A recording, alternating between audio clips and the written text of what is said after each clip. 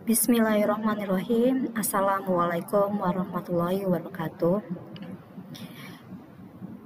Kita mulai pembelajaran hari ini praktikum pelayanan farmasi kelas 11. Untuk praktikum pelayanan farmasi kelas 11 biasanya sudah memulai bentuk sediaan cair.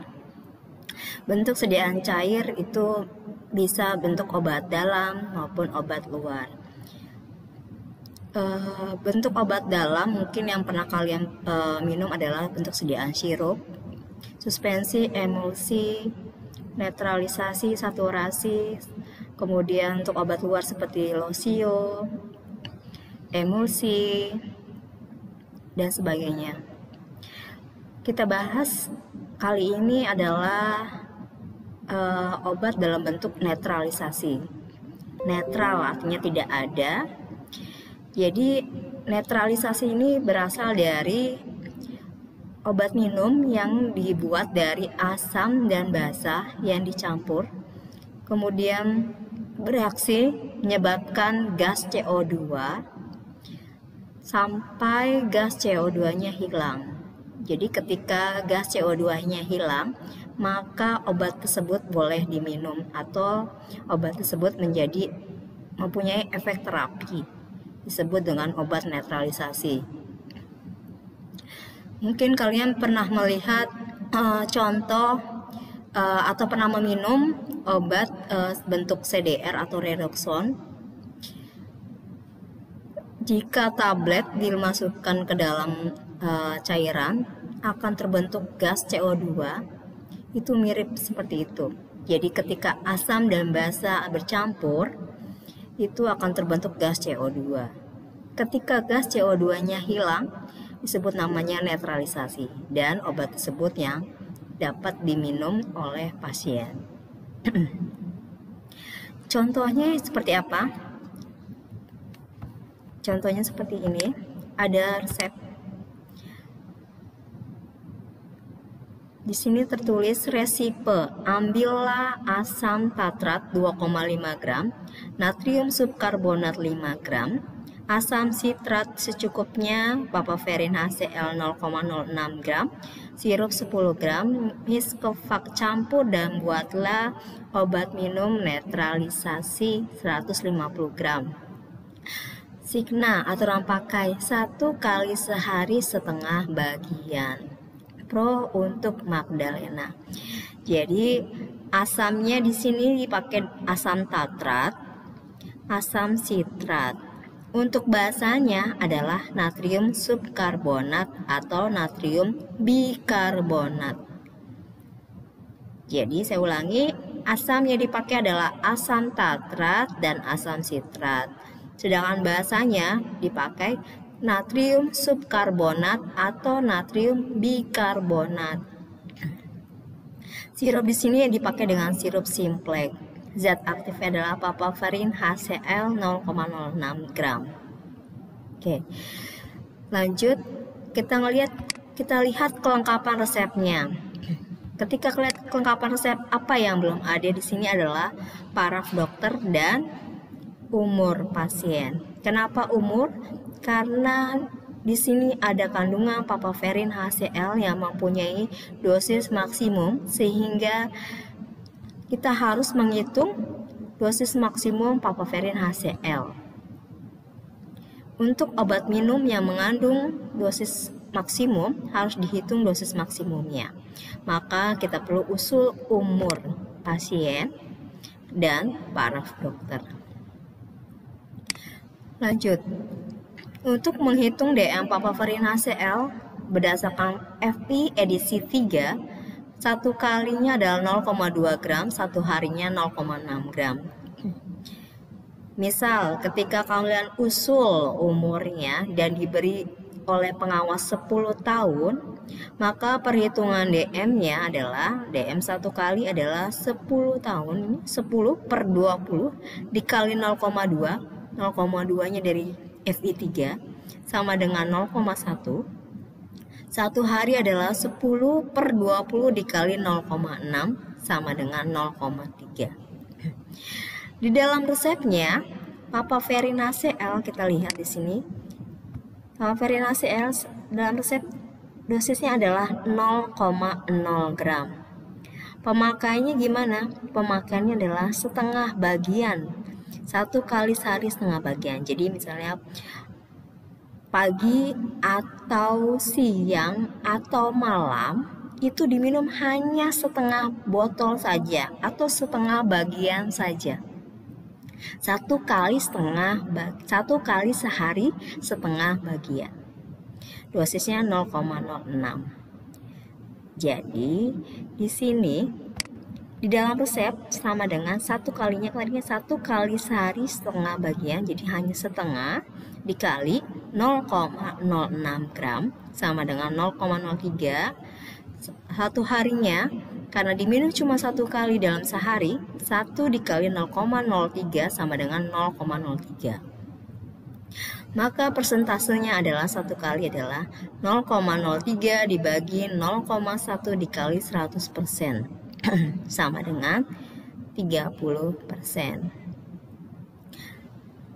Persentase untuk 1 hari adalah 0,03 dibagi 0,3 dikali 100% sama dengan 10%. Oke, lanjut. Untuk PPO, perhitungan penimbangan obat, untuk larutan lebih mudah. Kita lihat di sini. Resiko, ambillah asam tatrat 2,5 gram, natrium subkarbonat 5 gram, asam sitrat QS belum diketahui, nanti kita hitung. Papaverin HCl 0,06 gram dan sirup 10 gram. Jadi yang sudah ada di sini adalah asam tatratnya 2,5, basanya 5 gram, asam sitratnya belum, papaverin HCl 0,06, sirup simpleknya 10 gram. Bagaimana cara menghitung asam sitratnya? Pertamanya, kita harus tahu dulu natrium subkarbonat atau basanya buat si asam tatrat. Natrium subkarbonat untuk asam tatrat berapa sih? Caranya bagaimana? Caranya kita lihat di kolom di tabel saturasi dan netralisasi di Farmakope Belanda 5. Untuk kolom yang sebelah kiri ini adalah yang zat yang diketahui. Yang sebelah kanan yang ditanyakan. Yang kiri, yang turun ke bawah itu diketahui. Jadi misalnya natrium subkarbonatnya 5. Natrium subkarbonat itu nama lain ada natrium bikarbonat.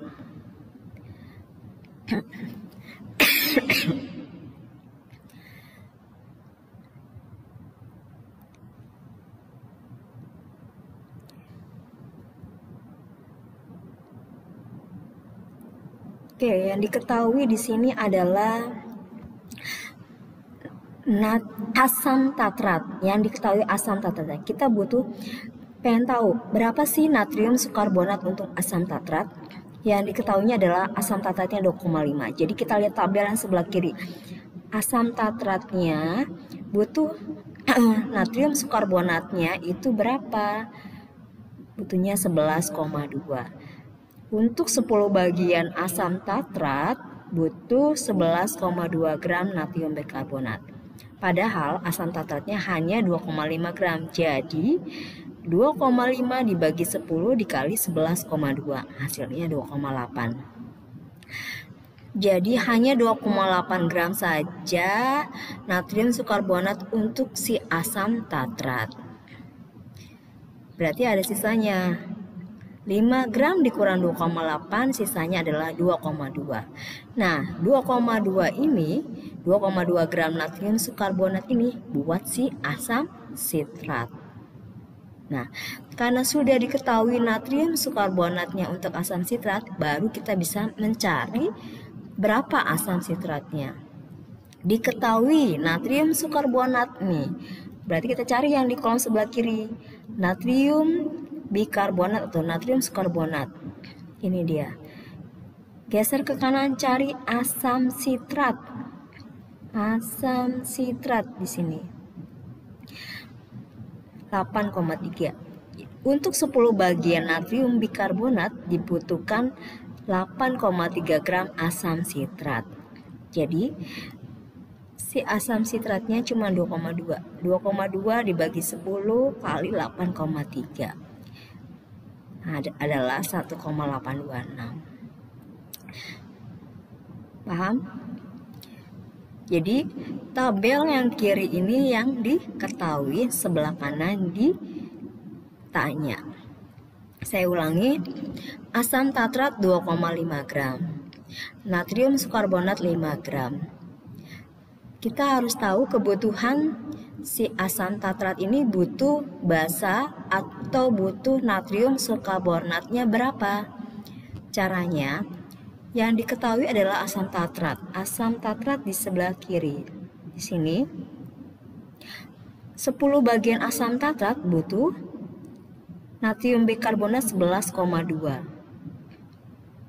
Padahal asam tatratnya hanya 2,5. Jadi 2,5 dibagi 10 dikali 11,2 hasilnya 2,8. Hanya 2,8 gram natrium sukarbonat untuk si asam tatrat.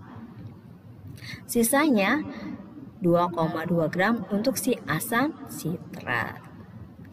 Karena sudah diketahui natrium subkarbonatnya, maka kita bisa menghitung asam sitratnya.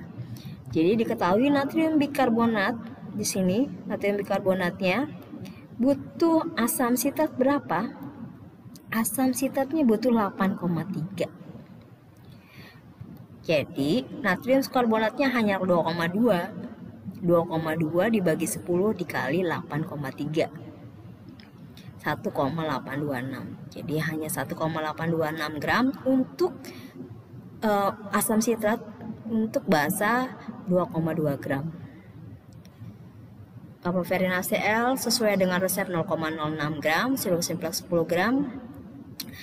Dan penambahan aquades. Jadi netralisasi ini adalah bahan pelarutnya, bahan utamanya, bukan bahan utama, bahan pelarut atau bahan pembawanya adalah aquades. Aqua destilata sampai 150 gram.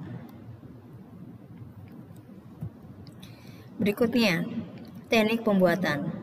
Teknik pembuatan seperti biasa, siapkan alat dan bahan, setarakan timbangan, kemudian tara botol. Karena dimintanya adalah 150 gram, maka kita ditara botolnya, kita bikin dalam bentuk ditara botol. Dan cawan uap. Kenapa cawan uap ditara? Karena untuk buat menimbang sirup simplex. Kemudian timbang bahan-bahan. Dalam mortir, masukkan asam tatrat dan asam citrat gerus ad homogen. Tambahkan aquades secukupnya, gerus ad larut. Masukkan ke dalam botol. Kemudian dalam mortir masukkan natrium subkarbonat, tambahkan aquades secukupnya, gerus tuang. Maksudnya adalah, jadi ketika kalian menambahkan aquades digerus, kemudian kamu tuang ke dalam botol, di dalam mortir masih ada bahan natrium subkarbonatnya, maka ditambahkan kembali aquades, digerus kembali, kemudian tuang kembali ke botol. Begitu sebaliknya, begitu terus sampai bahan tersebut larut sempurna atau larut semuanya. Jadi natrium subkarbonat itu ciri khasnya adalah harus digerus tuang. Jadi ketika menambahkan aquades, natrium subkarbonatnya tidak akan mungkin langsung larut sempurna. Hanya beberapa saja yang larut. Yang larut dituang ke dalam botol. Yang belum larut ditambahkan kembali aquadesnya. Kemudian digerus lagi. Yang sudah larut dituang yang belum larut ditambahkan Aquades sampai benar-benar larut sempurna semuanya, baru dituang semua ke botol. Ketika memasukkan natrium karbonat ke dalam asam, ketika memasukkan basa ke dalam asam, akan timbul reaksi gas CO2. Gas CO2-nya akan muncul ke atas, naik ke atas. Ketika reaksi gas CO2-nya ada, itu harus didiamkan atau dihilangkan sampai gas CO2-nya hilang. Jadi ketika muncul reaksi, itu kita diamkan saja gas CO2-nya sampai benar-benar hilang. Ketika sudah hilang, baru kita melarutkan papaverin HCl dengan Aquades itu di beker gelas dengan tambahan batang pengaduk agar bisa melarutkan papaverin HCl di beker gelas. Kemudian masukkan ke dalam botol. Kemudian botol yang sudah ditara tadi kita letakkan penaraknya, kita timbang 150 gram larutannya dengan penambahan Aquades. Kita tambahkan Aquades 150 gram sampai dia setara. Kalau lebih bagaimana? Kalau lebih dibiarkan saja. Jadi nanti dihitung berapa kelebihannya. Berarti kalian tidak sesuai atau tidak hati-hati atau ceroboh. Kalau lebih berarti kadar larutannya akan berkurang, jadi otomatis cairan larutan akan encer. Tapi kalau kurang dari 150 gram, tetap ditambahkan terus sampai dia setara atau seberat 150 gram. Jika sudah, kemudian minta ACC ke pengawas kalau beratnya sudah 150 gram. Tambahkan Aquadesnya dengan penambahan pakai beker gelas, kemudian bisa ditambahkan sedikit demi sedikit dengan penambahan pipet tetes. Dengan penambahan pipet tetes sampai dia 150 gram. Kemudian beri etiket dan label, serahkan. Sampai sini untuk resep netralisasi selesai. Berikutnya ada seri lanjutannya. Untuk seri lanjutannya kita simak video berikutnya. Assalamualaikum.